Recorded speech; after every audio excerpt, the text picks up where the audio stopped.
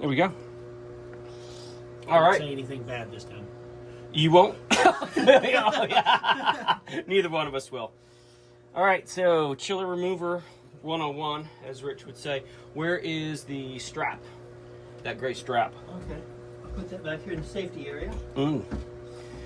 So I just got the two hoses. This one's leaking here. I don't know if you can see it or not, but there's this much room to work with over here. And the back fitting back there is leaking, so now we got to rip this entire chiller back out again. And it was in the trash can. It was in the trash can? All right. And we've been at port for less than 4 minutes. 4 minutes, and we're already in the engine room ripping stuff back out again. Saving money, fixing things, right here, Yeah, folks. that's right. Saving money, fixing things. Do it yourself. Yep. You want it done right. All right, we just don't want that ending up in the Don't let engine. that fall down there. Yep, don't let that fall down there. Let's see. Kicker. Nope. Don't worry about that noise. She's all good. Disregard those sounds. Yep. Don't worry about those sounds. All right. So now, what am I stuck on? Oh, this. Yeah. Stuck on this. Huge steel pipe still screwed in there. It wasn't. She wants to stay stuck in though. Oh.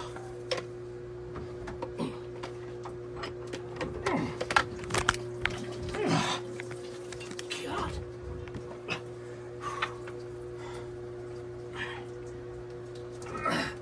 There we go. All right. She's out. It's leaking all over my foot. And you know, just as a side note, Yep. these units are reversed, and I hope those chiller pipes aren't like seated and bedded to this unit or that unit. That's a very good point for all those you following along at home. These two units were switched up because this is like sort of the older unit. So Rich had a great thought to put this one here and that one there. So when this one goes, it's easier to get out. So, but the mating surfaces on the two flanges on the nuts could be a little bit different. They could wear a little bit different. Good thought. I mean, it shouldn't matter. Maybe it does, but it shouldn't. Do you think we need to slightly sand that? Steel brush is going to get us there enough? We might wire. I do need a little wire brush that you had the other day. I want to get up underneath there and just clean up any debris from all of this wonderful insulation we put on here 6 times. So, yeah.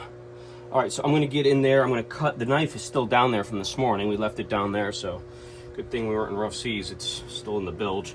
Hopefully I can crawl back in behind here and take care of that fitting right there. And then we can slide this back and then work on this and then repressurize the system. Okay. So, all right, let me see if I can't get in here. Come down here. Come on down here with me so you can all see what I'm doing. Look at that neat little space down in there. So that fitting right there is leaking. Why wouldn't it be? It's the furthest one back. All right. I don't. No, God, no. Nope. The entire chiller's in the way. So we're gonna have to get it out here again. Your only other option is push it back in there, go over there, and then let me pull it out. Or like we had it, just pull it on out here. Yeah, I think that's what we're gonna have to do. I think you're far enough back that you can pull it out now. Yeah. Can you just get on this end? I'll get on the other end like we did. I'll hold up the compressor end, which is the heavy end. You can just slide it out. Yeah, just give me the light end. Yes, you take the light end. All right, y'all gonna have to move with us here. You stick it in there and give it a little bend and leave it I don't know. Let's see. All right. Okay. Crawling over the top of it. Everybody always says they want to see like what we do when we actually, because most times I'm just like, all right, well, this is what I did and we got it done, and that's how you do it. And they're like, hey, we want to see. I'm literally standing on top of the engine here. There's a little petcock here that you got to be careful. These are MTU engines. So while we're talking, I'll give you a little hint. If you ever take an MTU engine and you bleed it dry with diesel, a little bit of diesel, that's a fitting right there that you got to crack, and then it will bleed out the fuel system. All right, so now I'm standing on top of the engine. I'm gonna lift it up. Haha, she got stuck to you too. Try not to let this thing drop into the bilge. All right, we will not be having pizza tonight. That's the case. Rich wants pizza tonight for dinner. I don't know why. That's good right there. All right, so completely removed again. Now, I'm gonna step down onto this. Let's sneak. Ow, that's hot. Ooh, we just ran for 8 hours. Okay, all the way down into the bilge. These filters are hot. Okay. Now, there's not even enough room for me to turn around. I'm literally 1 foot from the other. Okay. Oh. Knife. Rich, how many times have we done these insulation things? 5. So over the insulation. But you know, if you don't do it, when you put this one in, you can't get back there to do it. Yeah, you're right, exactly. All right. Yeah, see, so that's leaking out, obviously.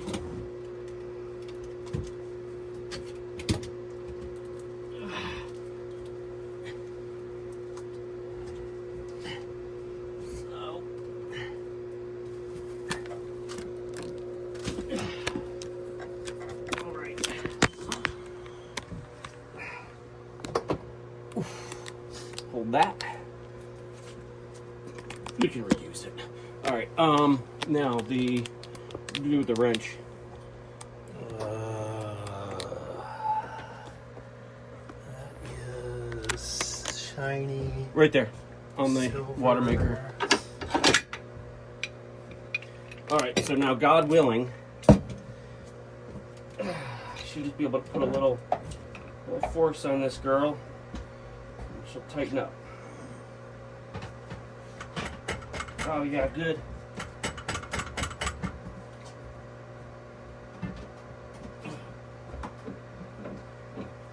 All right, I'm happy about that, Rich. Perfect. I don't. Okay. What's that? At this point, I would take it apart and brush it up. This one wasn't leaking. This I just turned it. All right. So this one here I think is an issue, but this one I think is just, once we got it in a place, I think it's just a little loose.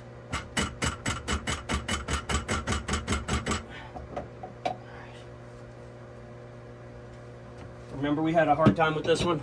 Yes. Yeah. So I'd rather just leave it. But I did get a good 3/4 of a round out of that. All right. Oh. Here. Is it still recording? Yeah.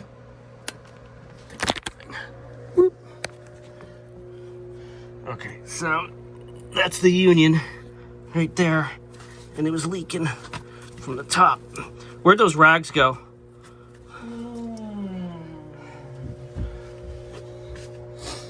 So that was what was leaking. I got maybe another half round out of it. Why is that dripping? Oh God. Here. I don't know why that would be.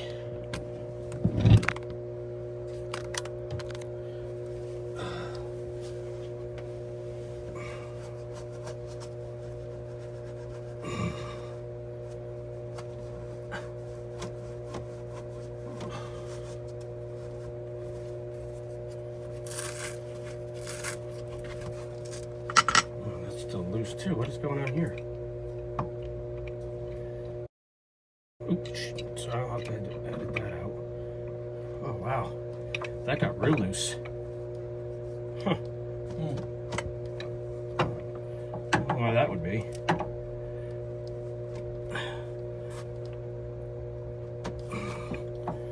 Maybe because we tighten this one down? We'll give this one a little.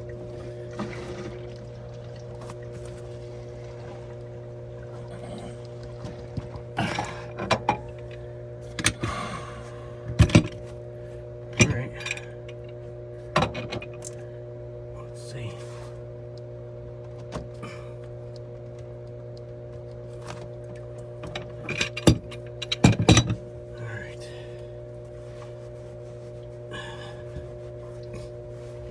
And unfortunately, you can't check these things until everything's together, because this flows into the other one. So it's not like you can pressure test this, or or no good way while we're underway, really, to pressure test this. So.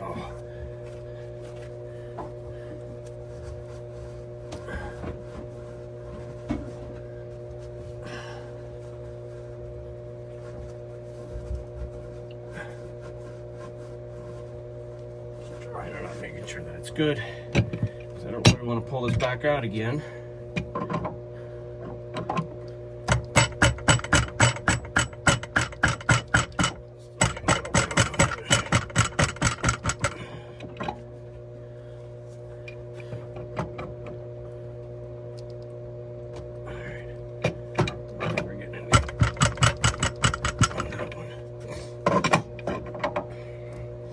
These are really just sort of compression fittings here.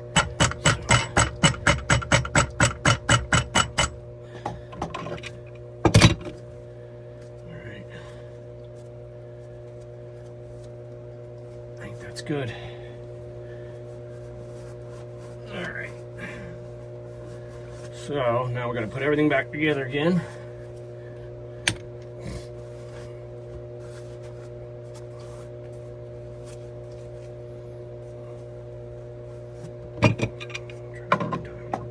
I had a hard time with this one yesterday, so.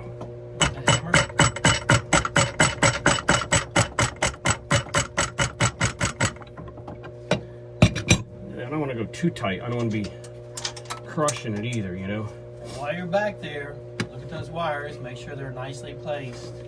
Which ones? All the wires that go to anywhere back in there. Okay. Yeah, because we had to rewire all this.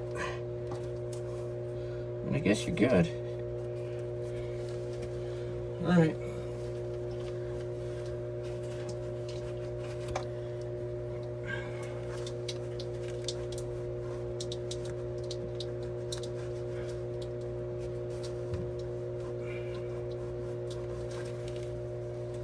All right. Well, I guess try it again. She's tight. She was loose. I don't know why. And then the other one ended up going loose. So.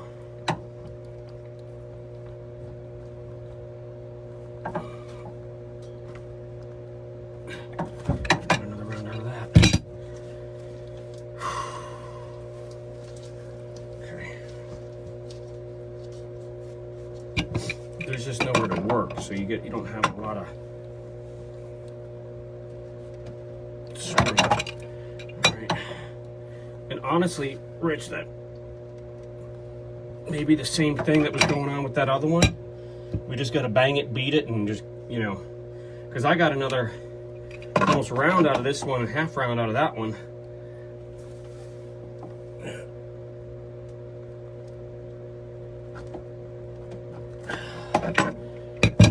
So I'm still getting it.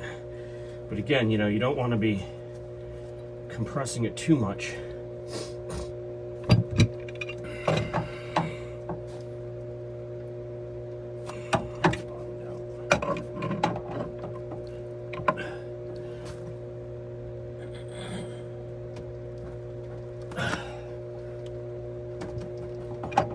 Jesus.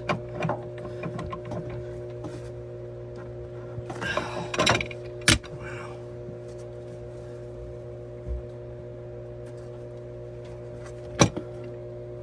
I should just stop. You should feel it.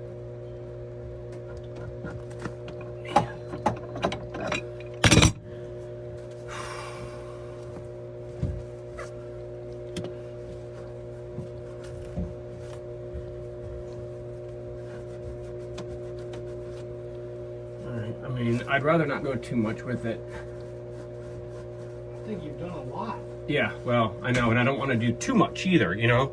Like on flare fittings, you can only put so much, like even pounds of pressure on it. Like when you're working on diesel engines and stuff like that, you only put, depends on what it is, 20 pounds of pressure on it. Otherwise, the flare actually flares out, and then it flattens out, and then it no longer seats properly. So I think I'm going to leave it at that. I mean, I'd rather leave it at that and then have to pull the thing out again, as opposed to just go too much and then it's never gonna work. So, all right. So 9th time's a charm. How many times we've done this? But all right, we're gonna pull this out. All right, now we gotta get these two in situated here. So we'll need that.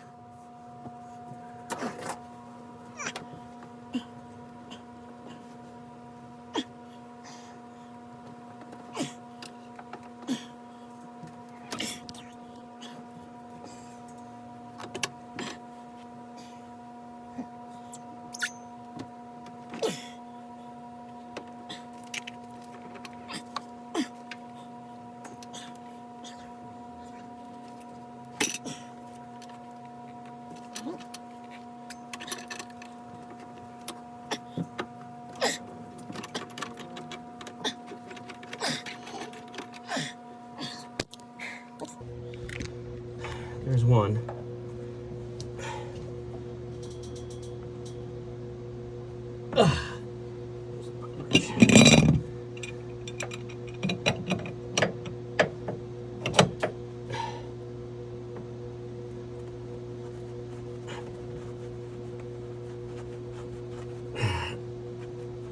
See how much I'm bending this. You can see how much more I'm getting out of it just by bending this bottom piece just a little bit.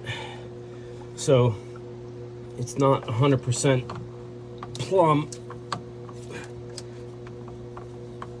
Oh my God. There we go. There we go. All right, so just hold that right there. So what I want to do,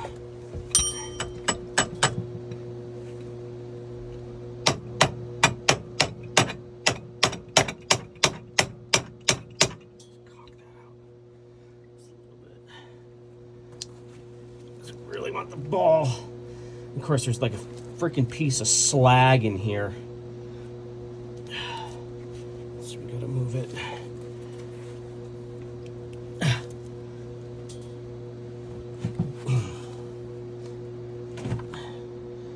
That way.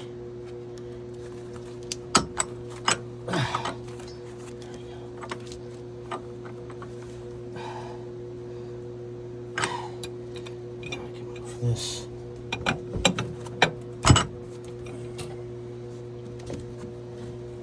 There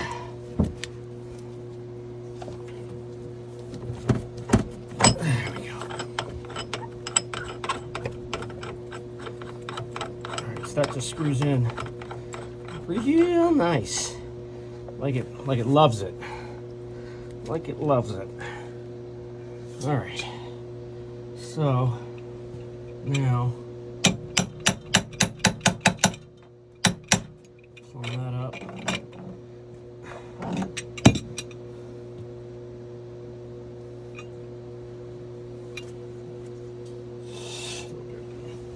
Okay.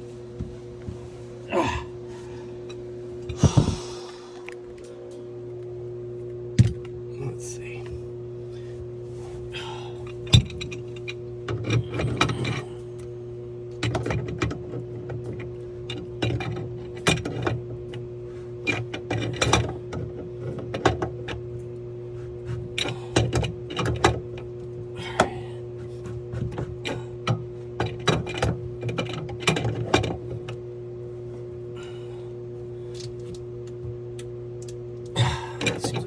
Out. Kind of like the feel of that, because I mean I you know, screwed it basically by hand all the way down, which is what we want. Now this one here,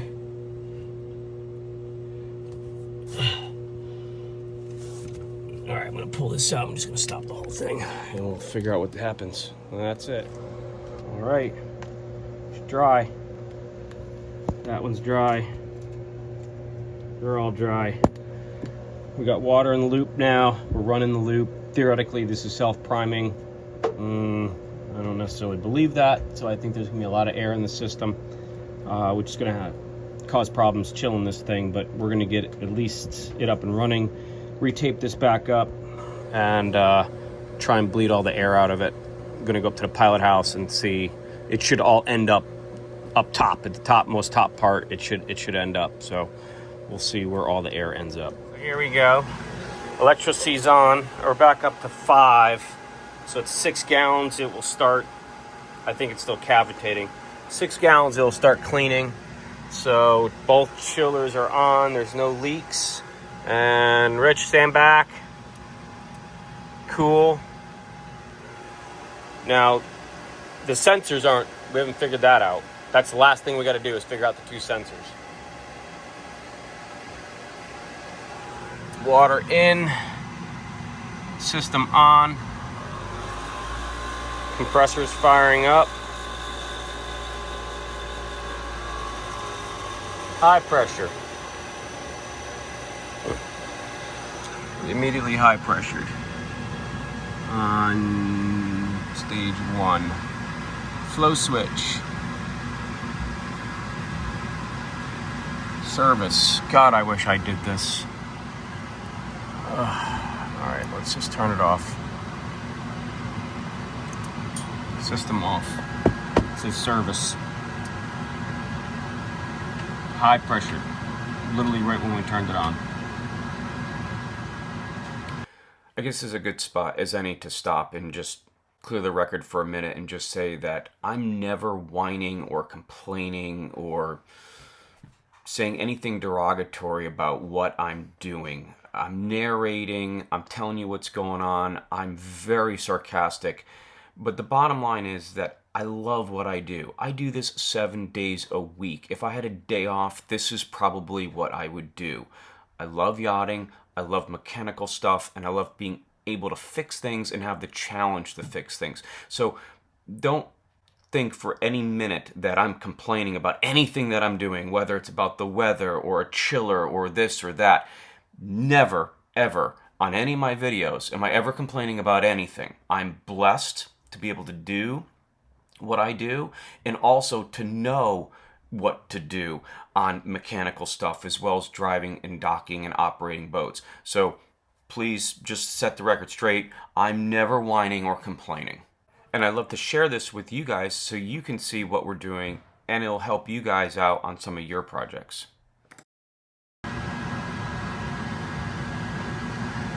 System off. All right, I'm gonna figure this out now. I got electrical issues. It shouldn't high pressure within 3 seconds of it turning on. And we are in cool mode. So cool mode and high pressure, or high pressure and cool mode is water flow. But that will usually take a minute or two. You shouldn't high pressure immediately. So, yeah, it's hot. All right, well, we're gonna go back to it. All right, so what I've been dealing with this morning is that this, which is the raw water pump for the 2 chiller systems, is cavitating, which means that it's just spitting water, spitting air, a lot of air in it, and that's causing the Electrosea system to not realize how much water is actually flowing through it. In fact, it's actually still pretty accurate. There's not a lot of water flowing through that. I've literally gone through the entire system and fixed everything, tightened everything, and I'm still getting cavitation. And there's a lot of bends, 45s, 90s. I mean, I don't know if you can see or not, but that's a big 90 right there. There's a curve there. God, big curve there. Another 45 there. 45s, 90s, all over the place. So I need to eliminate all of that stuff. This Electrosea is brand new. It hasn't even been tried yet, and I just think that there's too many curves and bends and places for you know, you have to realize every 45 degree, every 90 degree creates, you know, 10 to 20 pounds of head pressure. So, you know, on a level of, you know, plus or minus a foot and a half, I've got, you know, 80 pounds of head pressure. So it's probably not going to pump very well. So what I'm going to do is just rework the entire system. Not what I want to do, but I have to verify. And I've pulled the pump apart, and the impeller, if you guys ask, the impeller is fine. Look, the pump's only 6 months old. Everything looks great inside of there. So I don't think it's the pump, and I'm getting good water flow out of here. But when I turn the pump on, it just cavitates. So I'm going to rip apart this entire system in here, relocate the Electrosea to inside here, and I'm only going to have one curve, and hopefully that will eliminate a lot of the potential failure points. Still pretty nasty out. I don't know what my plans are for today in terms of getting underway and where we're going to go and where we're going to end up. Maybe Titusville, maybe Canaveral. I don't even know, but this is, I got to get this fixed first. So yeah, that's what we're going to do right now. If something interesting comes up, I'll let you know. Well, we're sinking the boat now. Got plenty of water flow. 32 gallons. I've never seen that before. Hopefully I'll start cleaning. But the problem is that everything is just, there we go, cleaning at 31 gallons. Both of these systems are completely clogged. We got to go through and get them all cleaned out. All right, well, it's 2 o'clock and I've got 21 gallons and we're cleaning. It's no longer there. It's underneath there. Completely replumbed, rewired. Both systems cleaned out and running properly. So on to the next. We've lost power on half the system, so we're going to deal with that. We're going to get the TV up and running. We're going to stay here in Daytona until tomorrow and then figure out where our next home is going to be. Maybe Canaveral. This is a trip to we don't know where, but yeah. Welcome to boating. All right, I don't think people realize how stressful and difficult this can be. So we've almost been gone a week and we've made it to Daytona. The boat literally just got out of the yard. We drove it down to the marina, fueled it, and left. Probably shouldn't have done that, but we have commitments that we were trying to make. I've shown you some of the stuff that's been going on. Now I have a plan that we're going to go. We got a 10-hour ride now in the ditch tomorrow to Canaveral. I've finally got reservations in Canaveral. And, you know, the other thing, too, is that it's an 85-foot boat. So you just can't stick it anywhere. There's a lot of marinas that just can't take us because the boat's too big. Like, even if I went down to Titusville, we were literally going to be stuck on their fuel dock. And I couldn't come in today until after 5 o'clock. So that's not a viable option. There was nothing else around. So now where else can I go? I've been to Canaveral a bunch of times. Nice marina down there. I called them. They're able to get us in until Monday morning. So good. I've got plans. I got a 10-hour ride. I'll deal with it. We've fixed all the problems on the boat, the electrical, the power cables that were all banged up with the Glendenning system. The Electrosea that was the quickest I've ever installed an Electrosea. Ripped it all out, rebuilt the whole thing from scratch, and did a whole new Electrosea. And then the chiller systems are back in. They're up and running. More power issues. We're putting decks back together again. I mean, the list and the boat's got to be completely cleaned for the owners to come on board. There's just so much stuff going on. And on top of that, now I got the route plan as well as now figure out how I'm going to get home. So I just spent the last hour trying to get a car. Enterprise, Budget, Avis. Nobody's got a car that I can rent. So Heath's coming back down on Sunday. I said, fine, let me do a round trip, not just a one-way. I'll give the car to Heath. He can come down with the stew on Sunday, and they can take the boat down to Fort Lauderdale, which I think is the end result of where we're going to be going. So now I've route planned. I've got reservations. I've got rental cars, finally. So it's just a ton of stuff that goes into this. Now I'm going to go back down the engine room, do an engine room check, figure everything out, get cleaned up. And now we got to regroup for getting off the dock first thing tomorrow morning. So, yeah, there's just a lot going on. And a lot of stuff I don't show you guys that's behind the scenes. But it's not as glamorous as people think that it is. It's very stressful and a lot of stuff going on. And you know, there's engineers and there's captains, and I'm both. And so I have, and cook. So I've got many different hats going on, where a lot of captains, and nothing disparaging to them, if something like all of those major systems that went down, they'd be like, well, they call the owner, it's broken, we don't know. They pick up the phone and call somebody, and got to wait for 3 days for them to show up and fix whatever it is that's broken. We can't do that. We've got to fix it. So, you know, we keep the ball rolling and keep it going down river, and that's what we're going to do tomorrow. So I'm going to go back down in the engine room right now, get everything dialed in, figure it out, and then I've got to finish chart plotting. Down here, I have it already done on my Navionics on my phone. I've just got to transfer it over to the time 0 and see what that says. So, yeah, I just finished up my coffee, so it's probably 4:30 right now. I'll talk to you guys in just a little bit.